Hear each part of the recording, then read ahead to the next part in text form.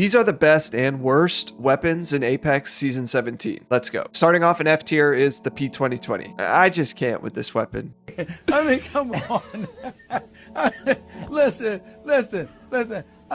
I'm not trying to be disrespectful. I mean, it's a pointless weapon, and the only thing that makes it even worth ever considering to use is the hammer point hop up. But that's a legendary hop up, so it's not super common to find. Even with hammer points, it's still not a great gun. It will by far be the hardest gun to reach level 100 with in the new weapon mastery system. I'm not really sure why this gun is insisting on just being this starter pistol, but it could certainly use some buffs. Okay, moving on to D tier. First up, the Devotion. Now, I know a fully kitted Devotion obviously is much better than D tier, but finding all of those attachments are basically completely random, and that's gotta hold the weapon back here. On top of that, this LMG in particular has a pretty steep recoil pattern, is only good in mid to close range where enemies don't have much to do when you start landing shots, and all LMGs are terrible peak weapons. This makes them less dynamic, and their hip fire up close is also sporadic. So for all of these reasons, it's D tier, but if you are playing Ballistic this season, having a Devotion in your third weapon slot could be a solid play because it will become fully kitted once he uses his ultimate. Moving on to C tier. First up is the Spitfire. Now, the Spitfire's days are well behind it, which is honestly a good thing. This gun used to be meta back several seasons ago, but these days it's just not that good. And it's because of a lot of the similar reasons that I listed under the Devotion. Now, it doesn't need as many attachments and it doesn't need a hop up, so that's why I'm putting it in C tier over the Devotion. But once again, it has a sporadic recoil pattern. It's only decent in mid to close range. It's not a good peak weapon, and its hip fire is also pretty bad. The only time I'll ever use a Spitfire is if I'm using it as a placeholder for another light gun, like an R99, an R301, or whatever else. Next in C tier is the RE45. Now that the RE is out of the care package and back to the floor loot, this gun is a decent off-drop pickup and can be used as a brief placeholder for another light gun like an R99, but no one is really using this gun all the time, at least not from what I've seen. This weapon can also take the hammer point hop up, but I've yet to be in a game and find both of these to make that work. Now, with the hammer point, this gun is much better, but any gun that needs a hop up in order for it to be good or really good is always going to hold that weapon back in terms of its overall utility. What I would say is more important is just finding a light mag for this gun. It's sort of like a mini R99, and with a light mag, it can do some work. Next in C tier is the Rampage. Now, this could go D tier, but I'm feeling generous enough to leave it in C tier this season. The Rampage has also had its time in Apex, and it's finally not super annoying to go up against, but it has all the same problems as the other LMGs, except this one can be much stronger with that thermite charge, and it's much easier to find a thermite than it is to find a turbocharger and a Devotion. Its recoil does feel randomized at times, even though it's not supposed to be, but I will say its damage per shot is high, which makes it somewhat of a relevant pick if you want to or have to run it. Last in C tier is the Longbow. Now, this gun hits hard for sure, and it's very satisfying to use, but the bullet drop is a little steep for a sniper when compared to some of the others in the game. I went back and forth between placing this in B and C tier, but I'm gonna have to go with C tier for now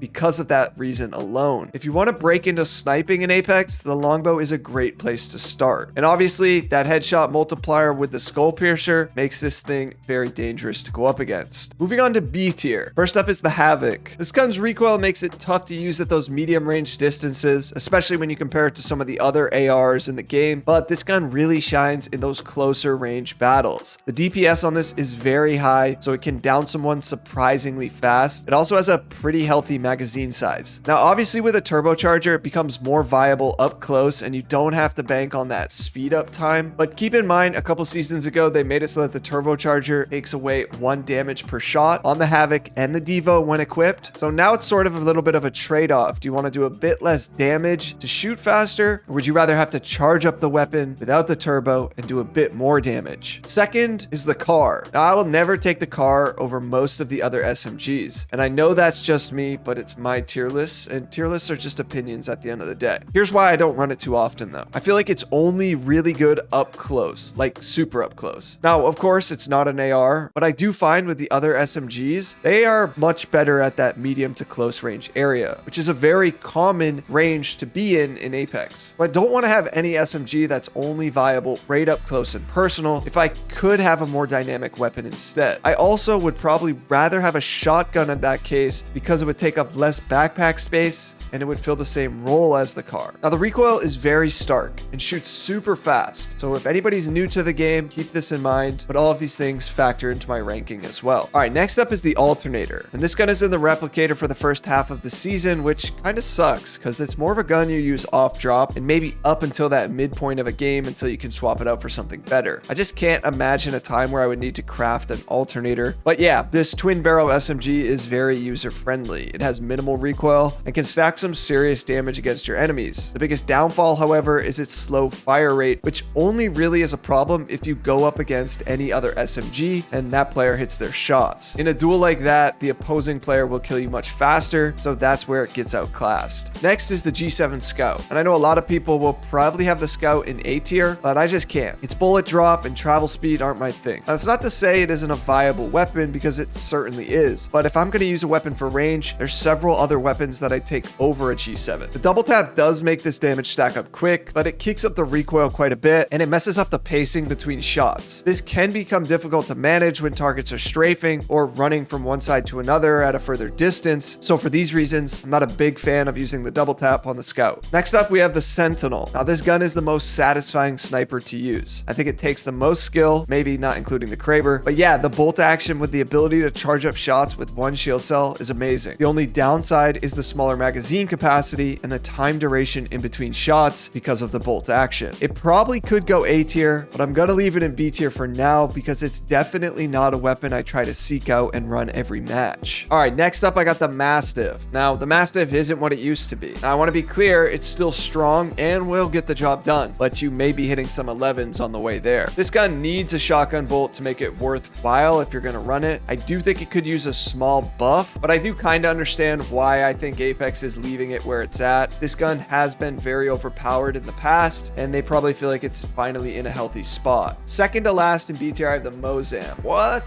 The Mozambique is in B tier? Yeah, I think so. This gun is strong. I think it's a sleeper pick. It has the most range out of any shotgun. Its damage is probably the most consistent as well when it comes to the shotgun class, and it is a beast with the hammer points. But unlike the P20, it doesn't need the hammer points in order to be effective. Now, this gun does get outclassed in certain moments up close because it's not going to be hitting for 80 to 100 like the Mastiff or the Peacekeeper, but it's still certainly viable. And last in B tier, I got the EVA 8. Once again, this shotgun is strong, but it's only good in very up close situations. Its fire rate is fast, so the damage can stack up very quickly, so it probably could go A tier, but as you can tell, I'm not ranking the shotguns too high this season. And I should probably clarify why. Most of the shotguns were slightly buffed last season, but with the buffs that the SMGs received then too, they seem to have overlapped most shotguns in general. Now, I still use shotguns, but more and more I'm finding myself frustrated going up against an R9 and losing that duel because my shotgun is just not outputting as much damage as fast as an R9 or a Prowler can. All right, now we're getting into some of the best weapons in the game. Starting off in A tier, we have the Volt. Now this energy SMG is very easy to use. Its recoil is pretty straightforward. It doesn't kick up at all really, and it's a strong weapon. It can be flexible in that medium range if you need it to. Its damage isn't as high as it used to be, so that's why it's not S tier, but the Volt is still a very good option in Season 17. Second, I have the L-Star. Now the L-Star received a ton of buffs when it went into the care package this season, and this thing is a beast. I can't go S tier though because it's still pretty inconsistent. From the hip fire to the ADS and the strong recoil, I don't know, something's always been weird with this gun, but with that said, I would not be leaving this thing on care packages or in death boxes if I'm coming across one. This gun really shines when you're in that medium or close range area, and if you're able to play around cover with it, you will be frying your opposition. One of the best things about this care package weapon is it's coming with 324 ammo. This is an insane amount of ammo for a care package gun, and this is also really helpful for your inventory and could definitely last you all game. Next up, I I got the Flatline, and the Flatline is still a solid pick in Season 17. Although where I may previously have had it in S tier, I'm gonna leave it in A tier because of the hipfire nerfs that all ARs received last season. This makes the gun not as viable up close, and I definitely miss the old hipfire on assault rifles and hope that one day they revert this change or find some happy medium in between. But